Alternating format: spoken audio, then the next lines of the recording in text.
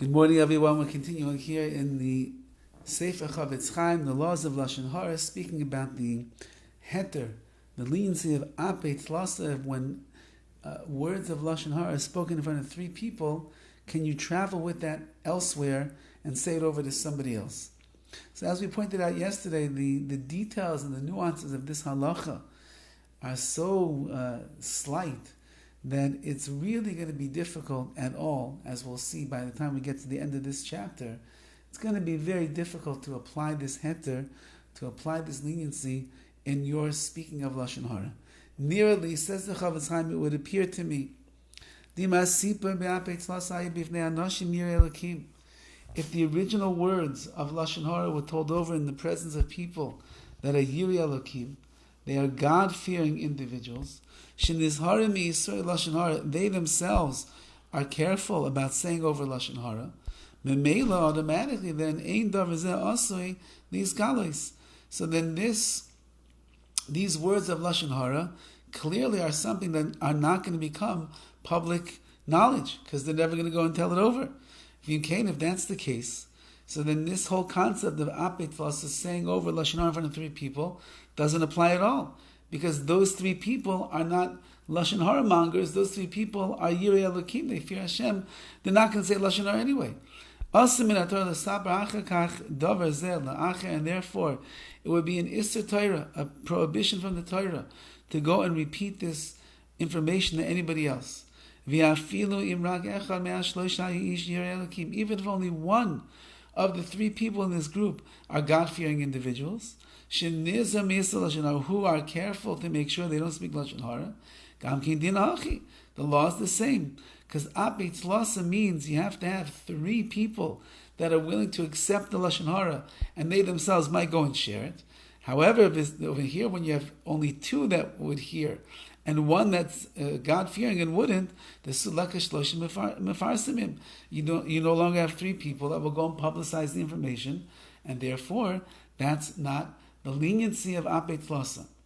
Says the CHOFETZ further, the efshar duadin, it's possible that you're only allowed to rely upon this. Says the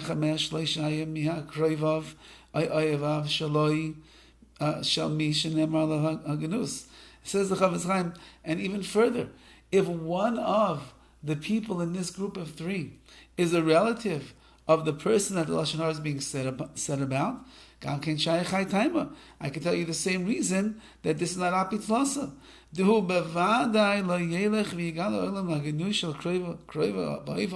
Certainly, this person is the cousin, or he's a very beloved friend. He's not going to go and reveal the disparaging, denigrating words that were said about his cousin or his friend. So he's also not included in the three that is listening and that will go and publicize.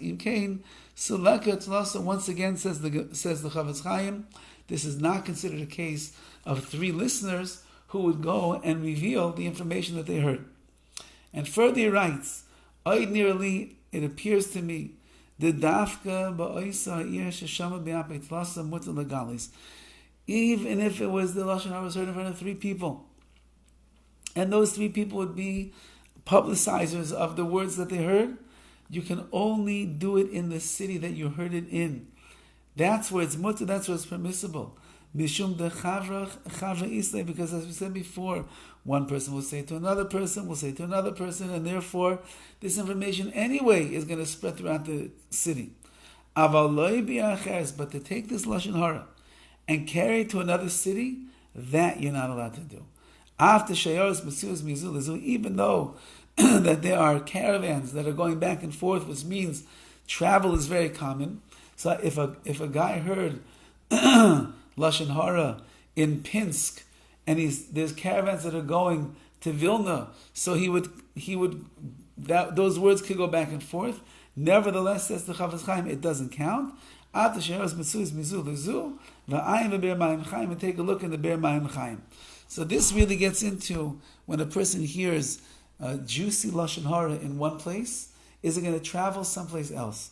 So first of all, the Ber Mayim Chaim makes a distinction, and that is, if it's really juicy Lashon HaRa, that itself will travel from one town to another town. You don't have to worry about that, meaning that if it could get to another town easily, then perhaps you'd be able to tell over those words of Lashon Hara in another town. It's just on the mundane, basic, boring kind of a Lashon Hara, that's not going to travel so fast. And therefore you could only say it in this town, not in another city or another town. What about when we live in the day and age that we have of social media, emails, texting, WhatsApp, Facebook, and the like?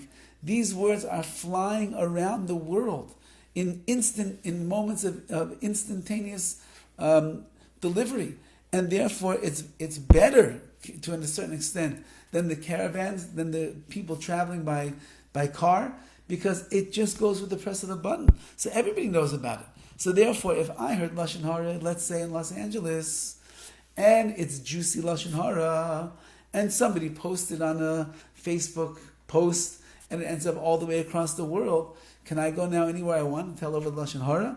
So the Chelkes Ben Yamin, one of the classical commentators of more modern day halachic shailas, he says even there it's really not clear that this leniency is going to exist, and therefore a person has to be exceedingly careful in the words of Lashon Hara to make sure that you don't take the law into your own hands and start spreading words of Lashon Hara around.